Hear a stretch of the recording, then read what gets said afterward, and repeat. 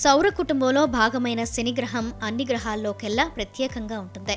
దీని చుట్టూ వలయాలు ఉంటాయి. వీటి ఆధారంగా మనం ఇది శనిగ్రహం అని టక్కున గుర్తుపడతాం. కానీ ఇప్పుడు శనిగ్రహం చుట్టూ ఉండే వలయాలు మాయం అయ్యాయి. ఇది ఒక ఖగోళ వింత. శనిగ్రహం చుట్టూ ఉండే వలయాలు మాయం కావడంతో ఇదేమన్నా యుగాంతానికి సంకేతమా, లేక ఏలియన్స్ ఏమైనా చేశారా అనే అనుమానాలు తలెత్తుతున్నాయి.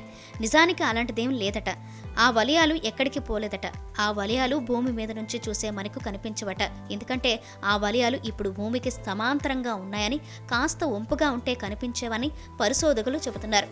కానీ ప్రస్తుత భూమికి సమాంతరంగా ఉండటంతో అవి అదృశ్యమైనట్లు చెబుతున్నారు. 2009 తర్వాత మొదటిసారిగా ఇలా జరిగిందని, రింగ్ ప్లేన్ క్రాసింగ్ అని పిలువబడే ఈ ఖగోళ వింత తాజాగా మరోసారి సంభవించిందని తెలిపారు. భూమి ప్రస్తుతం శని వలయం తలం గుండా వెళ్తుందని, అందుకే ఆ వలయం కనిపించడం లేదని పేర్కొన్నారు.